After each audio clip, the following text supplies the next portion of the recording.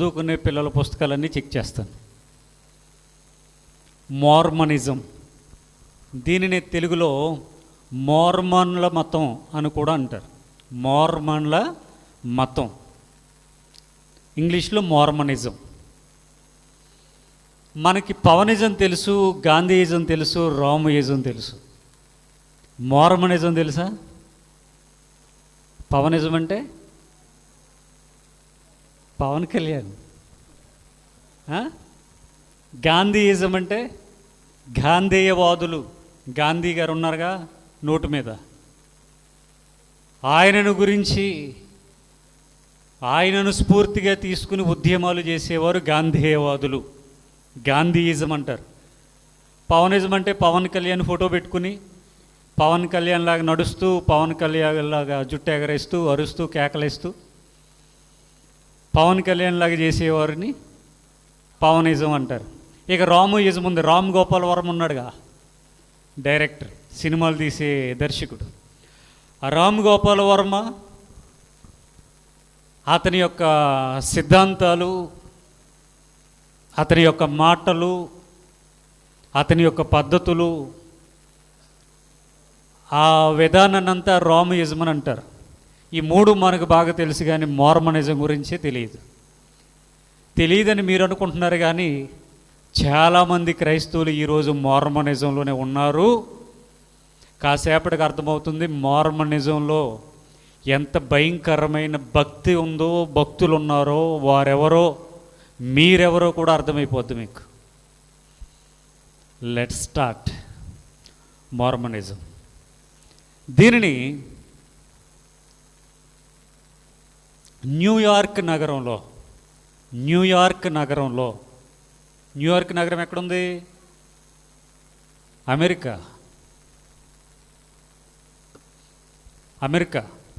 ఈ న్యూయార్క్ నగరంలో 1820లో Joseph Smith అనేటటువంటి ఆయన ప్రారంభించారు.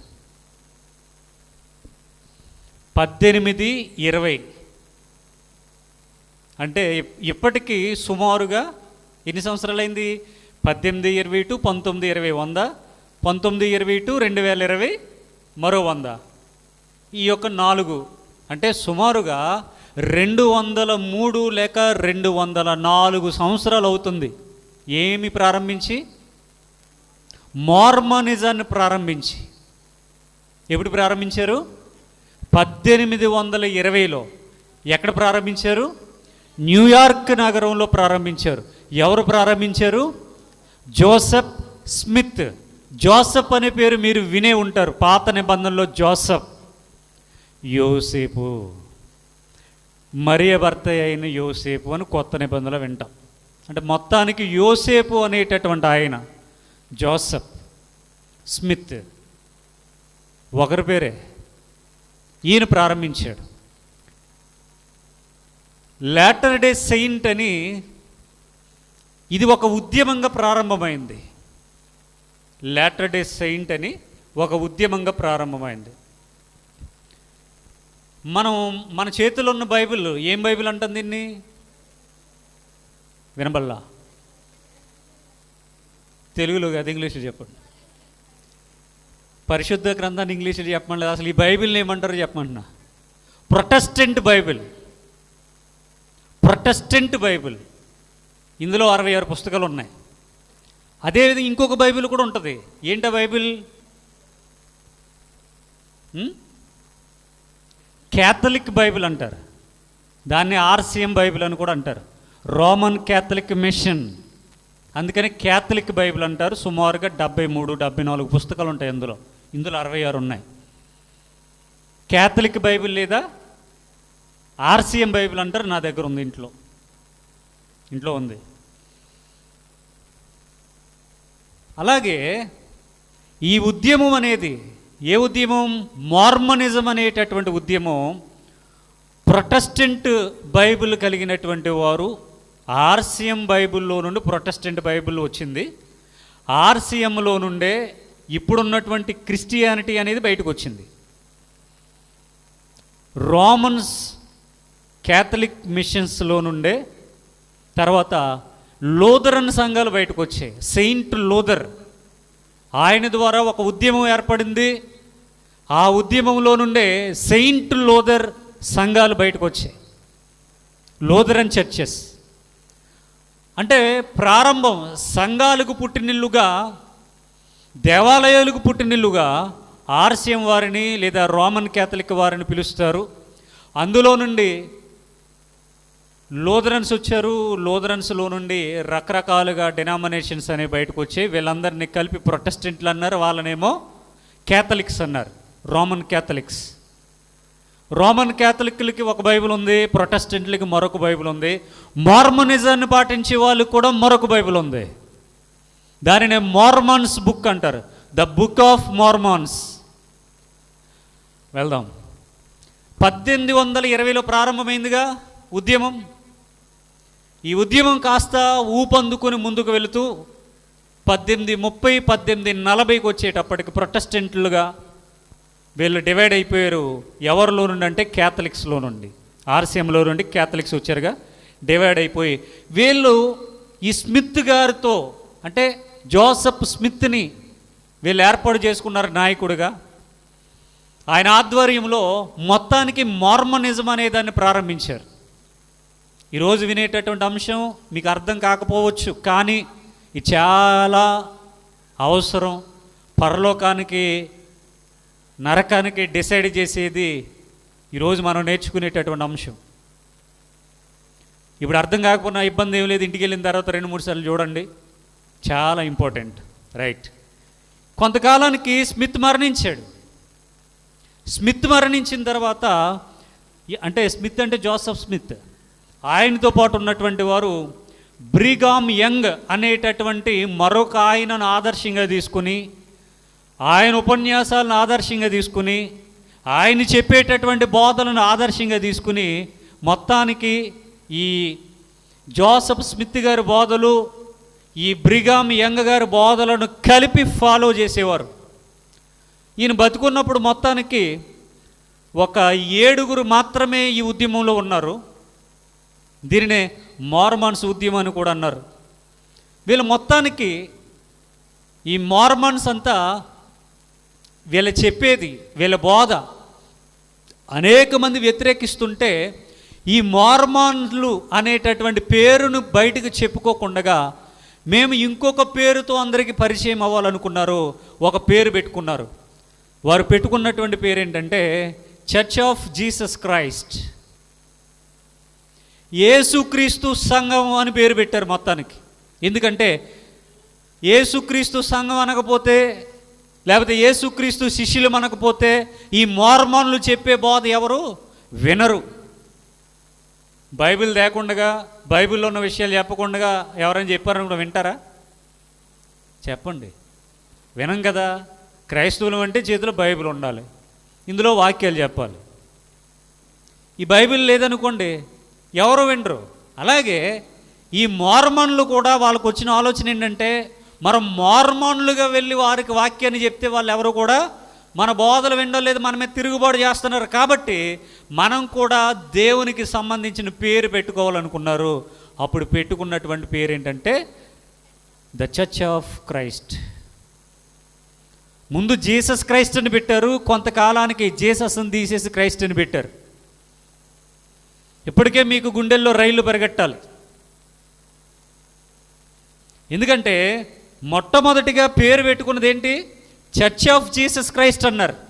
చివరికి వెళ్ళేసరికి దానిని చర్చ్ ఆఫ్ క్రైస్ట్గా మార్చారు. ఇప్పుడున్నటువంటి చర్చ్ ఆఫ్ క్రైస్ట్ శాఖలలో, బోధలలో, వాక్యాల్లో చెప్పేదే మార్మనిజం. సర్లేనండి, మార్మనిజం అయితే ఏమైంది? ఈ బైబిల్లోదే కదా అనుకోవడం. మార్మనిజం అయితే ఏమైంది? పరలోకానికి వెళ్తాం కదా అనుకోవడం పొరపాటే. ఏముంది ఇంతకీ ఇందులో? ఈ మార్మనిజం అనే బోధనలో దాగి ఉన్న సత్యం ఏంటి? వీళ్ళు చేసే బోధ ఏంటి? మరలా వీళ్ళు దీనికి ఇంకొక పేరు కూడా పెట్టుకున్నారు. ఆ పేరే later days of saints. Later days of saints అనే పేరు కూడా పెట్టుకున్నారు. ఎన్ని పేర్లు పెట్టారు చూడండి. మార్మనిజం అని పెట్టారు.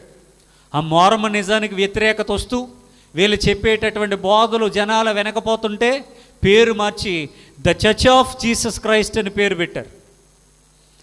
తర్వాత కొంతకాలానికి the church of Jesus Christ అనే పేరును కూడా తీసి ద చర్చ్ ఆఫ్ క్రైస్ట్ అనేటటువంటి పేరు పెట్టారు. ఆ పేరులతో పిలువబడుతూనే లేటర్ డే ఆఫ్ సెయింట్స్ అనేటటువంటి పేరుతో కూడా వీళ్ళు అనేకమైన బోధలు చేశారు. ఇంకా వీళ్ళని ఎల్డిఎస్ చర్చ్ అని కూడా అంటారు, అంటే latter day of saints, LDS church. ఇదంతా దేనికి సంబంధించింది? పేర్లు మారుతూ ఉన్నాయి కానీ సిద్ధాంతం అదే. పేర్లు మారుతూ ఉన్నాయి కానీ చెప్పే బోధ మాత్రం అదే. దీనినే మోర్మనిజం అన్నారు, లేదా మోర్మాన్ల మతం అన్నారు. వీళ్ళు మోర్మాన్ల మతంతో బయటికి రాకుండా క్రైస్తవులమని చెప్పుకుని బయటకు వచ్చేవారు. విచిత్రంగా బైబిల్లో కూడా ఏముంది? అపవాది కూడా ఏమని వేషం వేసుకుని వస్తాడట, అదే నేను సాతాన్ని అని రావచ్చుగా, ఎందుకు రాడు? నేను సాతాన్ని అని రావచ్చు కదా, రాడు. ఎందుకు అంటే సాతానుగా వస్తే వాడి బోధ ఎవరు వింటారు? వింటారా? ఎవరు వినరు. అందుకని సాతాను కూడా ఎవరి వేషంలో రావాలి? దేవునిగా కనబడే వేషంలో రావాలి, అనగా వెలుగుదూత వేషంలో రావాలి. అలా వచ్చాడు, అనేకులను మాయ చేశాడు. కానీ వచ్చింది ఎవరు? సాతాను. రూపం ఎవరిది కనబడుతుంది? వెలుగుదూత అనగా దేవునిది. దేవుని రూపంలో దెయ్యం వచ్చాడు. అలాగే ఈ మోర్మన్లు కూడా, మేము మోర్మన్లు అంటే ఎవరో రానివ్వరని పేరేమో దేవుని పేరు వాడుకుని చర్చ్ ఆఫ్ క్రైస్ట్ అని, చర్చ్ ఆఫ్ జీసస్ క్రైస్ట్ అని పెట్టారు. ఇప్పటికీ ఉందా చర్చ్ ఆఫ్ క్రైస్ట్? ఉంది. బోధలు ఉన్నాయా? మోర్మనిజంలో ఉన్న సిద్ధాంతాలే ఇప్పుడు ఉన్నటువంటి చర్చ్ ఆఫ్ క్రైస్ట్ సిద్ధాంతాలు. ఈ మోర్మనిజం అనే బోధ ఎంత భయంకరమైనదో ఇప్పుడు చెప్తా. ఇలాగా వీడు కూడా, అనగా ఈ మోర్మనిజాన్ని పాటించేవారు కూడా ఒక వెలుగుదూత వేషాన్ని ధరించుకుని వచ్చారు. జస్ట్ ఎగ్జాంపుల్గా, దొంగడు ఎలా వస్తాడు? మన ఇంటికి బంధువు వచ్చినట్టుగా వస్తాడా? ఫోన్ చేసి, నేను పలానా రోజున వస్తా, మధ్యాహ్నం 12 గంటలకల్లా వస్తా, మీరు ఇల్లు ఖాళీ చేసి వెళ్ళిపోండి, తాళాలు వేసుకుని వెళ్ళిపోండి, నేను వచ్చిన తర్వాత తాళాలు బద్దలు కొట్టుకుని లోపలికి వెళ్తా, ఇలాంటివి అని చెప్తాడా? మన బంధువులు ఫోన్ చేస్తారు, మెసేజ్ పెడతారు, నేను వస్తాను, పలానా రోజు వస్తాను, పలానా టైంకి వస్తాను, పలానా పని మీద వస్తాను, మీ ఇంటికి వస్తాను, మీ ఇంట్లో 2 రోజులు ఉంటాను, 4 రోజులు ఉంటానని చెప్పి వస్తారు బంధువులు. మరి దొంగడు ఎలా వస్తాడు? దొంగలాగే వస్తాడు.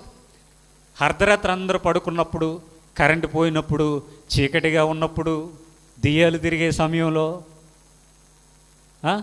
ఎప్పుడు తిరిగితే దెయ్యాలు ఏం తిరగవు, ఆడే తిరుగుతాడు.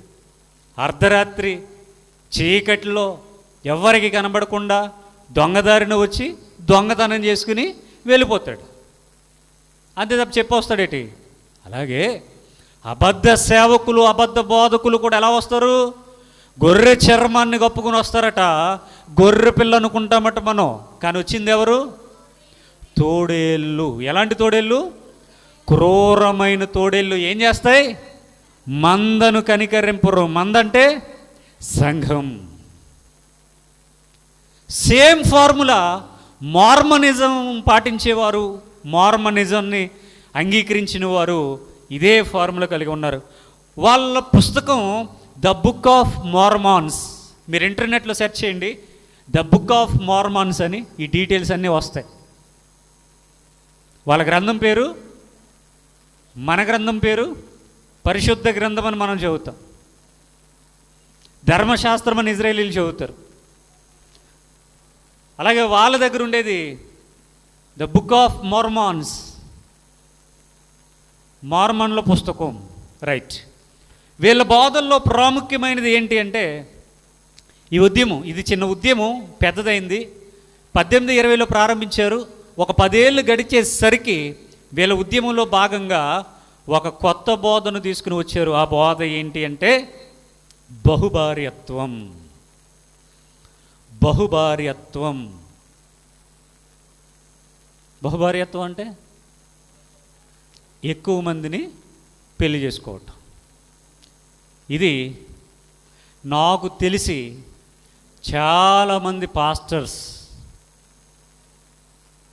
చర్చ్ ఆఫ్ క్రైస్ట్లో ఉన్నటువంటి పాస్టర్స్ ఎప్పటికీ కలిగి ఉన్నారు. చాలామంది బహుభార్యత్వాన్ని కలిగి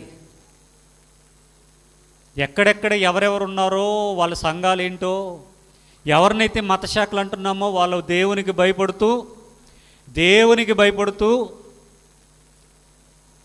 ఒకరిని భారీగా కలిగి అసలు పెళ్ళి కూడా చేసుకోకుండా నీతిగా నిజాయితీగా బ్రతికేటటువంటి సేవకులు బోలెడు మంది ఉన్నారు. వాళ్ళేమో మత శాఖలు అన్నారు. మరి వీళ్ళు పరలోకపు శాఖగా తెలియదు కాబట్టి వీళ్ళేమో దేవుడు చెప్పని బహుభార్యత్వాన్ని కలిగి ఉన్నారు. మెయిన్లీ చర్చ్ ఆఫ్ క్రైస్ట్ అమలాపురంలో కానీ కొత్తపేటలో కానీ నాకు తెలిసిన కొంతమంది లిస్టే ఉంది. డీటెయిల్స్ కావాలితే నెట్లో పెడితే చూసుకోండి. కౌంటర్ వేస్తే డీటెయిల్సే పెడతా. తర్వాత ఎవడెవడు ఎన్నెన్ని పెళ్ళిళ్ళు చేసుకున్నాడో, వాడి బోధలేంటో, వాళ్ళ భోగతలేంటో, ఈ బోధ చేసేవారు ఎవరు ఈ బోధను భుజాన్ని పెట్టుకుని మోస్తున్నారో వాళ్ళ బ్యాక్గ్రౌండ్ ఏంటో, వారు ఎక్కడెక్కడ ఉన్నారో, ఎన్ని సంఘాలు కలిగి ఉన్నారో, ఎంతమంది భార్యని కలిగి ఉన్నారో, డీటెయిల్స్ అన్నీ కూడా ఎవడన్నా తిక్క క్వశ్చన్స్ కౌంటర్లు వేస్తే కనుక యూట్యూబ్లోనే పెడతాను. జాగ్రత్త. సైలెంట్గా వింటే సైలెంట్గానే ఉంటుంది, ఎక్స్ట్రాలు చేస్తే తోకలు కత్తిరిస్తా. మార్మనిజంలో బహుభార్యత్వపు బోధను సిద్ధాంతాన్ని కలిగి ఉన్నారు. ఎప్పటికీ కూడా అదే కొనసాగిస్తూ ఉన్నారు. రైట్. అండ్ సెకండరీ, ముగ్గురు దేవుళ్ళు. ఇక రెండవ సిద్ధాంతం ఏంటి వీళ్ళది? ముగ్గురు దేవుళ్ళు. ఎవరా ముగ్గురు దేవుళ్ళు అంటే తండ్రి అయిన దేవుడు, కుమారుడైన దేవుడు, పరిశుద్ధాత్మ దేవుడు. కొంతమంది ఈ బహుభార్యత్వం అనేది లేకపోయినా ముగ్గురు దేవుళ్ళను కలిగినటువంటి సంఘాల వాళ్ళు బోలెడు మంది ఉన్నారు.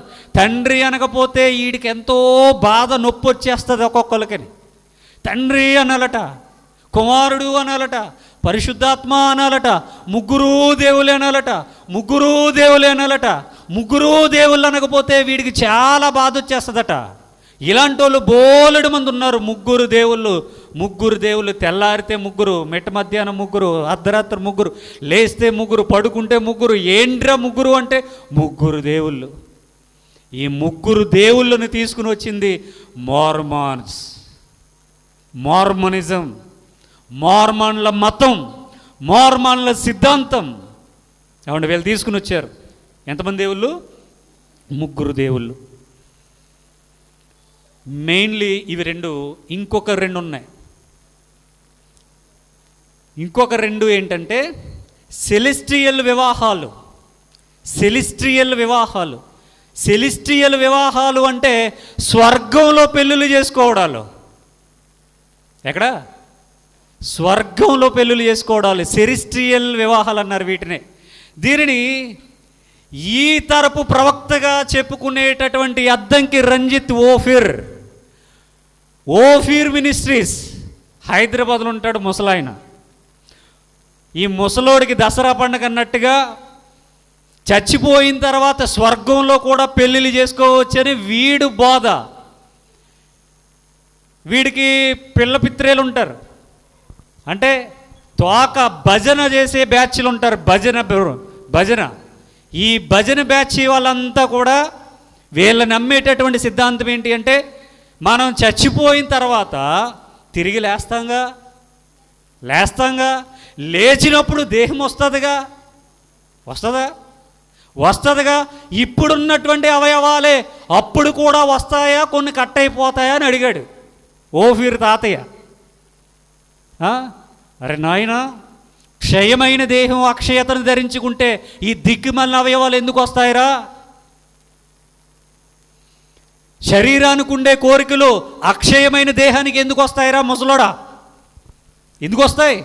వీడు చెప్తాడు, ఈ దేహం కుళ్ళిపోద్ది, మట్టిలో పెట్టేస్తారు, చచ్చిపోతాం మనందరం, తిరిగి లేస్తాం కదా. తిరిగి లేచినప్పుడు ఈ దేహం మరలా అక్షయ దేహంగా మారుతుంది కదా, మర్త్యమైన దేహంగా మారుతుంది కదా. ఇప్పుడు ఏ అవయవాలతో అయితే చచ్చిపోయామో అవయవాలను మళ్ళీ దేవుడు ఇస్తాడుగా. ఆ అవయవాలతో పని లేకపోతే అవయవాలు ఎందుకు ఇస్తాడు? భూమి మీద ఈ అవయవాలు ఎందుకు పెట్టాడు? పెళ్లి చేసుకోవడానికి, భార్యాభర్తల ధర్మాలు జరిగించుకోవడానికి పిల్లల్ని కనడానికి ఇచ్చాడుగా. మరి అప్పుడు కూడా అవయవాలు వస్తే, అవయవాలకు పని లేకపోతే మరి చనిపోయిన తర్వాత ఆ అవయవాలు ఎందుకు అని అడిగాడు. ఎందుకు? స్వర్గంలో పెళ్ళిళ్ళు చేసుకోవడానికి అన్నాడు. స్వర్గంలో పెళ్లి చేసుకుంటావా? ప్రభువారు ఏమన్నారు తెలుసా?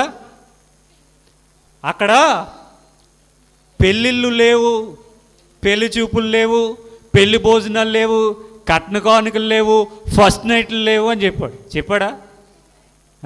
ఈ కోరికలు, ఈ కామ వికార చేష్టలు, ఇవన్నీ కూడా, ఈ లైంగిక సంబంధాలన్నీ కూడా భూలోకానికి సంబంధించినవి మాత్రమే, కానీ అక్కడ పెళ్ళిళ్ళు లేవు అని చెప్పాడా? పెళ్ళికి ఇయ్యబడరు అని చెప్పాడా? మరి ఈడేటి ఓఫిర్ ఏడంటాడు? ఓఫిర్ ఏమంటాడు? స్వర్గంలో పెళ్ళిళ్ళు ఉన్నాయా? ఈ భూమి మీద సరిపోలేదా 2-3 నీకు? అక్కడ కూడా కావాలా? ఇదే సిద్ధాంతం హైందవీలో లేదా? హైందవీలో కూడా ఇదే ఉంది. చచ్చిపోయిన తర్వాత స్వర్గంలో ఎవరుంటారట? రంభ, ఓరోసి, మేనక, తిలోత్తమ, వీళ్ళంతా డ్యాన్స్ వేస్తారట. వీళ్ళేమో అమృతం తాగుతారట. అప్పుడు అక్కడ ఇదే మరలా ఓఫీర్ కూడా అదే చెప్తున్నాడు. దీనిని సెలిస్టియల్ వివాహాలు అన్నారు. దీన్ని ఎవరు ప్రతిపాదించారు? మోర్మాన్స్. వీళ్ళ బోధలు చూడండి. ఇక ఎటర్నల్ ప్రోగ్రెషన్ అనే సిద్ధాంతం కూడా మరొకటి ఉంది. అంటే అక్కడ కూడా కోఆపరేట్ చేసుకోవచ్చు. ఉన్నాయి ఇవన్నీ? ఎక్కడున్నాయండి? లేవని ప్రభువు చెప్పాడు. పరలోకాన్ని కలిగించిన ఆయన, పరలోకం నుండి దిగి వచ్చిన ఆయన, పరలోకానికి వెళ్ళిన ఆయన, పరలోకపు రాజు, నీకు నాకు దేవుడు చెప్పాడు, ఏరే లేవురా నాయన, నీ భార్యని ఇక్కడే జాగ్రత్తగా చూసుకో, నీ భర్తతో కాపురం సజావుగా చేసుకో, మీ భార్య భర్తలు ఇద్దరు కలిసి ఉండండి, చక్కగా ఉండండి. ఈ బంధం ఇక్కడతోనే. ఎన్నెన్నో జన్మల బంధాలు ఏమీ లేవిక, ఏమి లేవు. ఇక్కడే ఈ బంధం అనేది ఇక్కడతోనే ఎండ్, ఇక్కడే ప్రారంభం, ఇక్కడే ముగింపు. ప్రభువారు చెప్పారు, ఇక్కడ అన్నదమ్ములు కోల్పోతే అక్కడ అన్నదమ్ములు ఇస్తారన్నాడు. ఇక్కడ తల్లిదండ్రులను కోల్పోతే అక్కడ తల్లిదండ్రులు ఇస్తారన్నాడు. ఇక్కడ భూములు కోల్పోతే అక్కడ నీకు ఆస్తిని ఇస్తానన్నాడు. ఇక్కడ అక్క చెల్లెమ్మలను కోల్పోతే నీకు అక్కడ అక్క చెల్లెమ్మలను ఇస్తానన్నాడు. ఇక్కడ ఆస్తిని కోల్పోతే అక్కడ నీకు ఆస్తిని ఇస్తానన్నాడు. ఇక్కడ భార్యను కోల్పోతే అక్కడ నీకు భార్యని ఇస్తాను అనలేదు. చదివారు ఎక్కడైనా? అన్నాడా? ఇక్కడ భర్తను కోల్పోతే అక్కడ నీకు భర్తను ఇస్తాను అనలేదు. తల్లిదండ్రులు, పిల్లలు, తోబుట్టువులు అన్నాడే తప్ప, ఆస్తి కోల్పోతే ఆస్తి ఇస్తానన్నాడు తప్ప, ఇక నీకు భార్యను కోల్పోతే నేను నీకు అక్కడ భార్యని ఇచ్చి పెళ్లి చేస్తాను రా నాయన అనలేదు. అక్కడ నువ్వు ఇక్కడ భర్తను కోల్పోతే నీకు అక్కడ భర్తను ఇస్తానని అనలా. కానీ మోర్మన్ల సిద్ధాంతాలు చూసారు ఎలా ఉన్నాయో? ఇవి భయంకరమైనవేనా? ఈ సిద్ధాంతాలన్నీ ఒక గ్రంథస్థం చేసి 1830లో దీన్ని రిలీజ్ చేశారు. దీన్ని మోర్మనిజం అన్నారు. దీన్ని పాటించే వారిని మోర్మన్స్ అన్నారు. ఏమండి, మొత్తానికి ఇలా ఏడ్చిందన్నమాట. తర్వాత అసలు ఈ మోర్మనిజానికి కారకుడు ఎవరని చెప్పుకుంటున్నాం మనం? Joseph Smith. ఈయన 1820లో గొప్ప దర్శనాన్ని చూసి దీనిని ప్రారంభించాడట. ఏం చూశాడు? గొప్ప దర్శనం. ఆ దర్శనాన్ని చూసి ఈ మోర్మనిజాన్ని ప్రారంభించాడు. ఎక్కడ చూసావురా అంటే వెస్ట్ న్యూయార్క్లో చూశాడట. న్యూయార్క్ సిటీ, ఈ న్యూయార్క్లో వెస్ట్ సైడ్న, వెస్ట్ న్యూయార్క్లో దీన్ని చూశాడట. దీనిని గొప్ప దర్శనం అన్నారు. ఇది ఎప్పుడు చూసావా అంటే వసంత కాలంలో చూశాడట. వసంత ఋతువు వస్తుందిగా మనకి, వస్తుందా? ఋతువులెన్ని? 6. నేను చదివి ఛానల్ అయింది. మీరు ఇప్పుడు ఇంకా పుస్తకాలతోనే కుస్తీ పడుతున్నారు. 6 అన్న సంగతి కూడా తెలియట్లేదు. వర్ష ఋతువు ఉందా? గ్రీష్మ ఋతువు ఉందా? శిశిర ఋతువు ఉందా? శరత్ ఋతువు ఉందా? హేమంత ఋతువు ఉందా? వసంత ఋతువు ఉందా? 6 అయిపోయిగా. ఎప్పుడో 2వ తరగతిలో చెప్పారు పాఠం, ఇప్పటికీ గుర్తుంది. అంటే బడికి వెళ్తే మీరు పాఠాలు వింటలేదని నాకు అర్థమవుతుంది. వసంత కాలంలో ఈ స్మిత్ గారికి ఒక దర్శనం వచ్చిందట వెస్ట్ న్యూయార్క్ సిటీలో. ఆ దర్శనంలో తండ్రి అయిన దేవుడు కనిపించాడట. ఆ దర్శనంలో యేసుక్రీస్తు కూడా కనిపించాడట. ఎంతమంది కనిపించారు చెప్పండి? ఇద్దరు కనిపించారు. ఈ ఇద్దరు ఎవరు? గాడ్స్, దేవుళ్ళు. ఇద్దరు ఎవరు? దేవుళ్ళు. తండ్రి అయిన దేవుడు కనిపించాడట, అలాగే యేసుక్రీస్తు దేవుడు కూడా కనపడ్డాడట. ఈ ఇద్దరు వేరు వేరు దేవుళ్ళుగా కనపడ్డారట. ఎవరికి? స్మిత్ గారికి, జోసెఫ్ స్మిత్ గారికి. కాబట్టి ఈ దర్శనాన్ని చూసిన తర్వాత ఈయన ఒకటి బలంగా ఫిక్స్ అయ్యాడు. దేవుళ్ళు ఎంతమంది? ముగ్గురు. ఇందులో ఇద్దరు కనపడ్డారు. ఇంకొకటి ఆత్మ కదా, కనపడదు. మరి దేవుడు ఆత్మ కదా, అదే ఎలా కనపడింది? ఏమో. యేసు ఆత్మ కదా పరలోకంలో, ఆయన ఎలా కనపడ్డాడు? మరేమో. కానీ పరిశుద్ధాత్మ ఆత్మ కాబట్టి కనపడలేదు. చూసారా ఈ లాజికల్ తగలయ్యా? తండ్రి అయిన దేవుడు కనపడ్డాడు అన్నాడు స్మిత్గాడు. ఎలా కనబడతాడరా? దేవుడు ఆత్మ కదా, ఎలా కనబడతాడు ఆత్మ నీకు అంటే ఇటు తప్పు చెప్పాడుగా. తర్వాత యేసుక్రీస్తు కనబడ్డాడు. యేసుక్రీస్తు నీకెందుకు కనబడతాడురా? యేసుక్రీస్తు ఆత్మ కదా పరలోకంలో. నీ దగ్గరికి వచ్చి ఏమన్నా తిరిగాడా ఏంటి? న్యూయార్క్ నగరాల్లో తిరిగాడా యేసు వచ్చి? మరి ఎలా కనబడ్డాడు? ఆత్మగా ఉన్న దేవుడు పరలోకంలో ఉంటే నీకెలా కనబడ్డాడు రా? మరి యేసు ఆత్మేనా? పరలోకంలో ఆత్మే కదా. భూమి మీదకి వస్తే శరీరాన్ని ధరించుకున్నాడు. మరి పరలోకానికి వెళ్ళిపోతే పరలోకంలో శరీరంతో వెళ్తారా? ఎవరన్నా శరీరంతో వెళ్తారా? ఆయన మహిమదేహం. మహిమదేహం అంటే యెహోవా అని చెప్పాను. అంటే ఆయన మొత్తానికి మారిపోయాడు. ఆయన యేసుగా వచ్చిన దేవుడు మారిపోయాడు. మరి మహిమదేహాన్ని ఎలా చూశాడు? వీడు చూసేసాడట. అందుకని సిద్ధాంతాన్ని రాశాడు. దేవుడు ఒక్కడనుకుంటున్నారా? పప్పులు కాలేశారు దేవుళ్ళు ముగ్గురు. ఇందులో ఇద్దరు నేను చూసి వచ్చా, నేను మాట్లాడా. ఒకరేమో తండ్రి అయిన దేవుడు, మరొకరేమో కుమారుడైన దేవుడు. మొత్తానికి ఇద్దరు దేవుళ్ళు పరలోకంలో ఉంటే నేను చూసా, నేను మాట్లాడా అన్నాడు స్మిత్ గాడు. ఏమండి, ఇది ఫస్ట్ విజన్ అట, మొదటి దర్శనమట. ఎవరికి? స్మిత్కి. ఈ మొదటి దర్శనం తప్ప రైటా? తప్పే కదా. ఇక పౌలు గారు చంపించేశారు కదా ఎవరిని? పౌలు సౌలుగా ఉన్నప్పుడు ఒక ఆయన చంపించారు కదా ఎవరిని? స్టెఫన్ని. స్టెఫన్ చనిపోయే ముందు జనాలు రాళ్లతో కొడతా ఉన్నారు. కొట్టారా? కొట్టారు. పడిపోయాడు అతను. పడిపోయి మోకాళ్ళ మీద ఉండి ఏం చేశాడు? ప్రార్థన చేశాడు. ప్రార్థనలో ఆయనకి ఎవరు కనపడ్డారు? దేవుళ్ళు కనపడ్డారు. దేవుడు కనపడ్డాడు. దేవుడు కనపడ్డాడు. మరి వీడికి ఇద్దరు ఎలా కనపడ్డారు? స్మిత్ గాడికి ఇద్దరు ఎలా కనపడతారండి? స్టెఫను పరిశుద్ధాత్మతో నింపబడి వాళ్లకు వాక్యాన్ని చెప్తే ఉన్నాడు. ముష్కరులారా, దేవుని వాక్యమునకు చెవిని ఇయ్యని ప్రజలారా అంటూ ఆదికాండం మొదలుకొని మలాకీ గ్రంథం వరకు ఉన్నటువంటి సందర్భాలన్నీ కూడా మాట్లాడాడు పరిశుద్ధాత్మ ప్రేరణతో. ఎవరు? స్టెఫన్ గారు. ఈ ప్రసంగం విన్న తర్వాత వీళ్ళకి కోపం వచ్చి వాళ్ళ హృదయం పొడవబడి, వాక్యంతో పొడవబడినప్పుడు వాళ్ళు తిరుగుబాటు చేసి రాళ్ళు ఎత్తారు. అక్కడ సౌలు ఉన్నాడు. ఏసైడ్ నేను చూసుకుంటా, కేసులు ఏమి ఉండవు, నేను చూసుకుంటాను అన్నాడు. అంతే. కొట్టారు. మోకాళ్ళ మీద పడిపోయి దేవునికి ప్రార్థన చేస్తూ ఉన్నాడు. ప్రార్థన చేసేటప్పుడు ఆయనకి ఎవరు కనబడ్డారు? యేసు ఒక్కడే కనపడ్డాడు. కానీ స్మిత్ గాడికి ఎంతమంది కనపడ్డారట? ఇద్దరు కనపడ్డారట. వీడు ఇంకేం చెప్పాడంటే, దేవుడు నన్ను ఏ సంఘానికి వెళ్ళొద్దన్నాడు. ఏం చెప్పాడట? ఏ చర్చికి కూడా వెళ్ళొద్దన్నాడు. మరేం చేయమన్నాడట? నీ ద్వారానే పరలోకానికి మార్గంగా ఒక చర్చిని స్థాపిస్తానన్నాడట. దాని పేరే చర్చ్ ఆఫ్ క్రైస్ట్.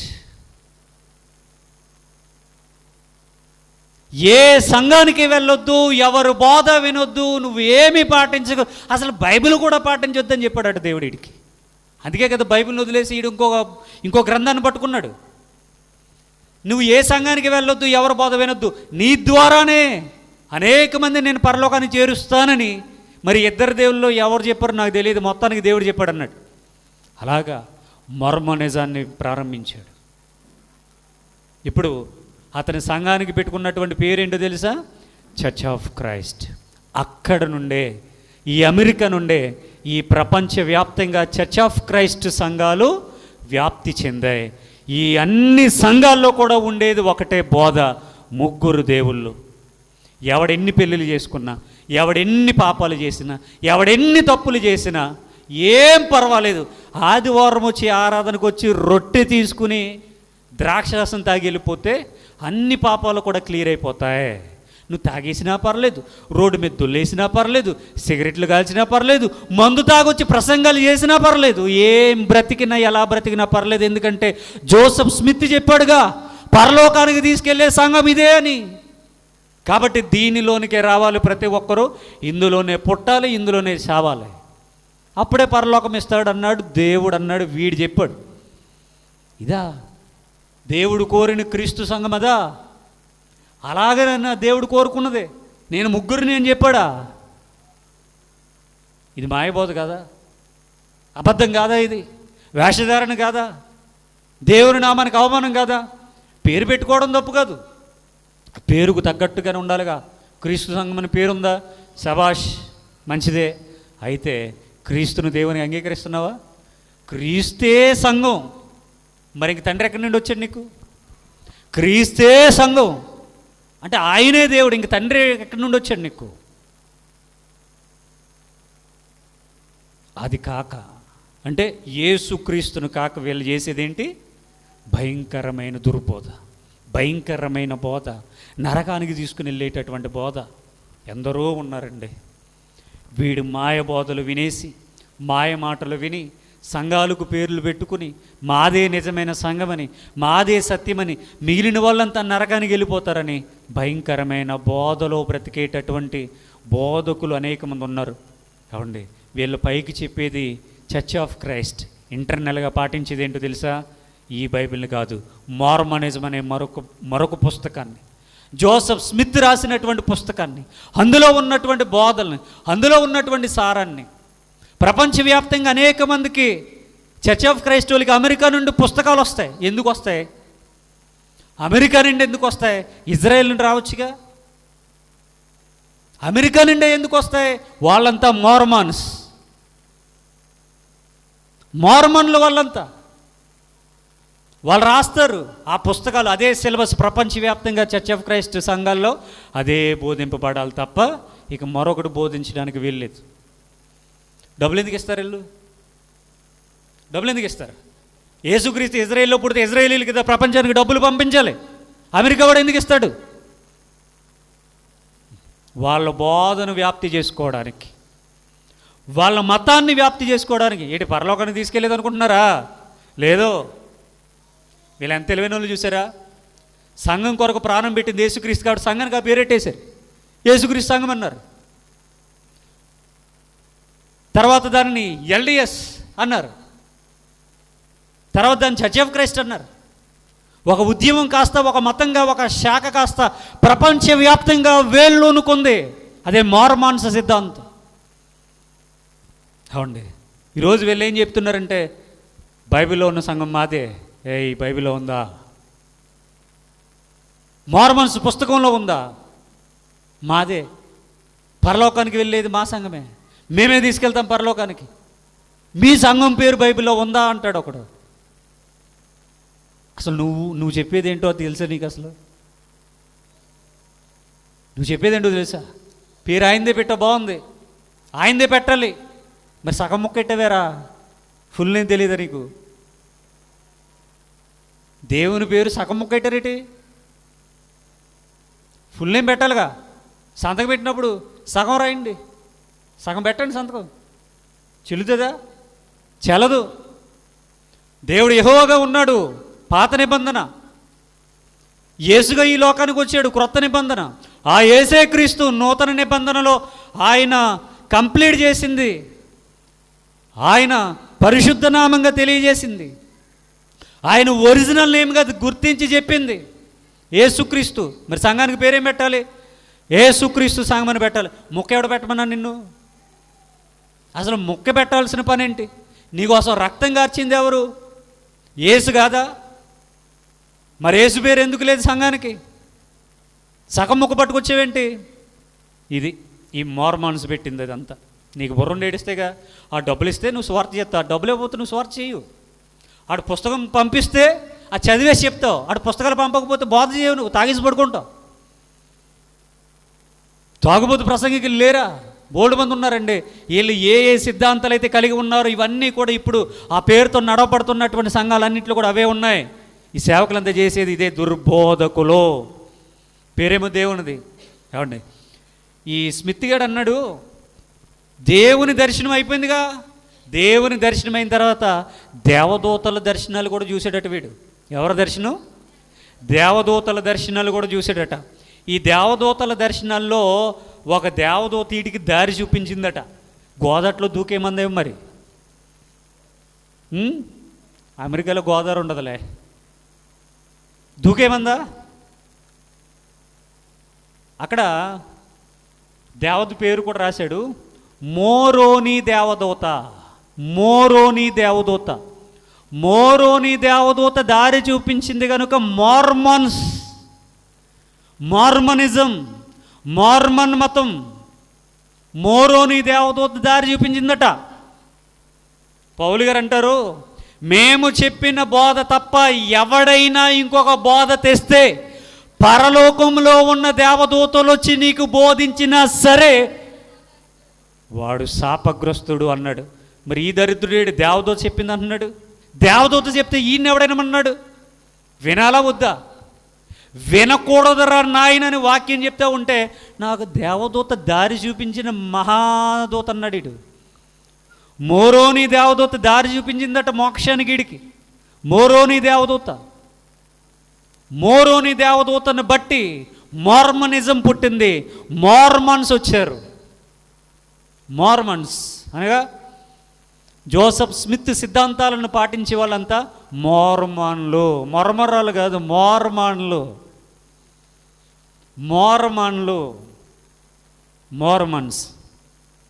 మార్మన్స్ కాదే, మార్మన్స్ ఇంగ్లీష్ పేరు కదా, అది అలాగే ఉంటుంది. ఈ మోరోని దేవదూత దారి చూపించిందట.